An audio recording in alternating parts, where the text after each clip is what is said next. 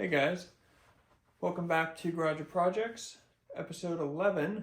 Can't believe we've made this many episodes already.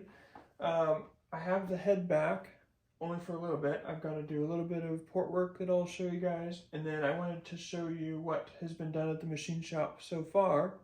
This will be going back to get resurfaced once I finish just taking out some of the flashing in the ports. And then I wanted to show you some of the stuff that we've done to the valves, and then what I'm working on doing to the valves here. So we'll get started on showing you what we've done to the ports. So with each of the valve seats, then each one is recut, and then besides that, then there is a what's called a bull hog cutter. Was used just behind the seats here on this surface. Let's see, I'll get this focus here. This surface here is used to just true up the openings here, kind of behind where the seat sits. And because the castings are, they have like inconsistencies port to port. And so you'll notice that, get to focus again, that it took kind of more down here than what it took up here in this area. It's like thinner, cut line here. Anyway, so each of the ports got that as well, and that just trues up kind of the opening behind the valve seat there, and just make some more consistent between all cylinders. It just kind of trues it up. And this by itself, like doing this, does it make a whole lot of difference by itself? Maybe not. But when you do 4 or 5 different small modifications like that, that's when things start to stack up and make a difference that you can feel, or that can be measured. By themselves, is it measurable? Maybe not. But when you do several different good modifications, that's when things start to stack up and make a difference. So those are 2 things that were done to the seat and just behind the seat area. And then what I'm gonna do is let me see if I can reposition this really quick. I will set you here.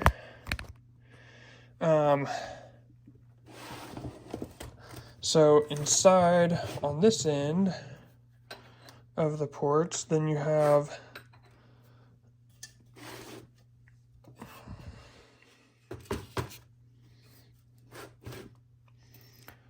like you can see here, you have this casting line, and this is just like flashing, just like left over from the head being cast.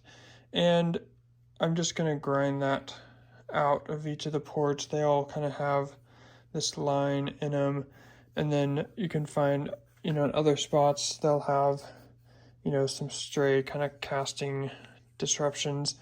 And that just, we've got air flowing past that. It's just a disruption in the airflow. Again, this is a small modification. I'm not, hogging out my ports or anything like that. But,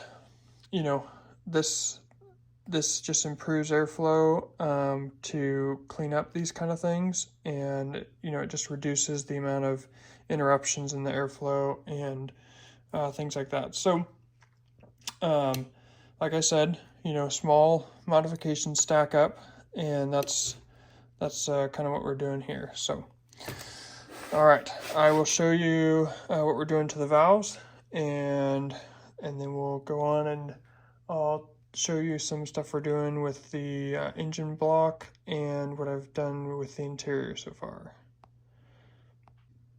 Okay, so with the valves, here is an intake valve. We're only, you know, changing stuff with the intake valves. All of the valves, intake and exhaust, did get their get the face recut. And originally I was planning to lap all the valves, but after talking with the machinist and with how many miles were on the block, almost 200,000, he was like, you know what, just get them recut and you know, get a good fresh start. So all of them are recut, and then so here you can see that the unmachined surface extends to right about here where my nail is. So what machinist did was what's called a back cut, and that's where here we have the seat face cut here, and then this back cut goes, let's see if I can kind of show you the angle difference between the two. Okay, maybe like that you can see it. So then there's this additional cut that goes from about here to there that is at a you know, a sharper angle. So this just reduces the amount of restriction on the back of the valve. So as the air is going through, you know, coming through the valve, when it opens, it's, you know, less of a restriction sooner as the valve opens. Whereas this one's got, you know, it's taller here, you know, out further from the center. It has a taller height. So you know, small modification, but it helps improve airflow. And then what I'm doing is taking some, like, I think I have 80 grit sandpaper, and then I'm just chalking these up in the drill. That's why this one has tape on it. Chalking them up in the drill, and then just sanding the back to get all of this, like, kind of pitted cast all smoothed out. So this is where I've got so far. That you can still see there's some pitting left, so I gotta go further on that.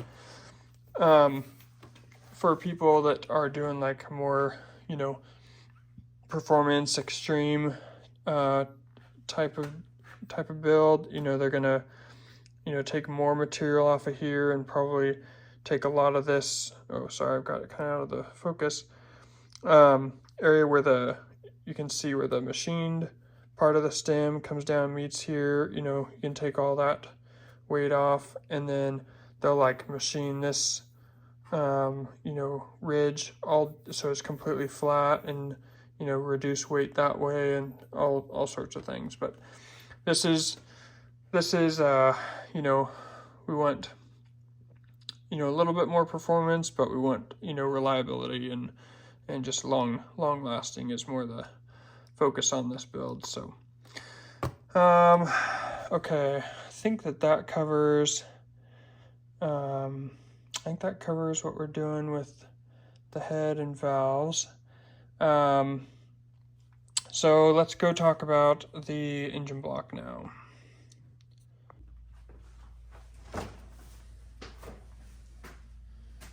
Okay, we have potentially bad news. The engine might be coming back out and coming apart, and the block going back to the machine shop. We'll see. I was talking to the machinist today, and he was talking about possibly zero decking the block. The purpose being that you get a better, what's called a better quench, which is when this area of the piston, this flat area and this flat area coincide with on the head, then there are matching flat portions on the head that hang over, you know, the piston, and those are called quench areas. And the closer that your piston comes, you know, to that flat surface, the better quench you get, which means as it comes up and it's it's pushing that mixture together, and then it pinches it there between the flat spots, and it kind of squirts it into the middle, portion, or depending on how yours is, like to the side, wherever the more open portion of the chamber is. It squirts the mixture in, over there, and stirs it all up, and then you get a better, more efficient burn that way. So the concern is that I have a pretty big gap between the top of the piston and the bottom of the head, and then it doesn't create a very good quench, and then you don't have as efficient of a burn, and so on. So he sent me home with this tool to measure it, and this one measures out at about 33.5 thousandths lower than the deck surface here, and number 6 measured at like 29 thousandths below the deck. So everything's about, I measured a couple of the other ones, and they were like 31, 33, so everything's kind of in that range.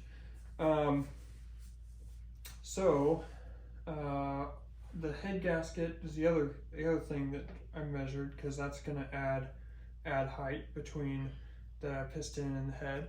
So that's 45 thousandths. So I end up with about 75 to 78 thousandths between the top of the piston and the quench pad on the head, and that is a thickness of that much. So we will see if that's going to be too much. Probably is, and then I gotta make a decision whether I want to take this apart, take it out, and kind of partially start over, or if I'm gonna say, what, this far along, we're gonna send it. So we'll see. I definitely want this to run as good as I can have it run. So yeah, I gotta think about it.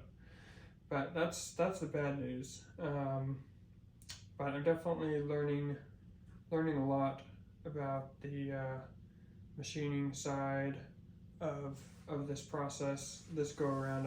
Most of my other rebuilds, I haven't really when I've taken stuff to the machine shop, I've just kind of dropped it off and told them what I wanted, and then that's kind of been it. So I've been able to have a lot more conversations this go around. Some of them, like this one, I feel like I had later than I wanted to. I feel like I should have had this conversation like October or November would have been great, but here we are. So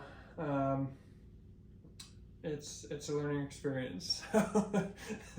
So we'll see. Okay, I think that's everything that I wanted to talk about here. So I'll show you a couple more things, and yeah, we'll get going. Okay, so this is the factory bezel for stereo AC controls, lower switches, and this one here is a Metra product, and this one allows you to put a double DIN stereo in, and your vents snap in up here, and then AC controls. And then since I got that aftermarket switch panel, then I had to modify this area here a little bit, top and bottom, to fit my new switches. So that's the only modification I've had to make to this, is just because I was putting non-factory switches in. Otherwise, this would be no mods to this. Just take the clips off of the factory one, put them in these spots, and then this thing snaps in place. So this is pretty nice. I think it was like $50, and I'll be able to have a nice 7-inch screen with Apple CarPlay and navigation and stuff like that. So excited to have that. So I'll show you how it fits here. I can just kind of mock it up for the moment, and yeah, it's pretty cool. And then I've got you know, a little progress on getting the stereo fitted in, and some more of the, you know, mini little wiring things I have to do there. So it's coming. Okay, so this doesn't have the clips on yet, so I'm just kind of pushing it in place, but it stays pretty good despite that. So let's see. Get a good view for you. So that's how that fits there. And then these switches are, you know, longer than the factory ones, so they just took up more space, but you know, they all click now without interfering with the plastic there. And then this, you know, this fits really nice around the stereo here. And so yeah, we'll get vents clipped in, and then get those other clips on, and that thing will be ready to go.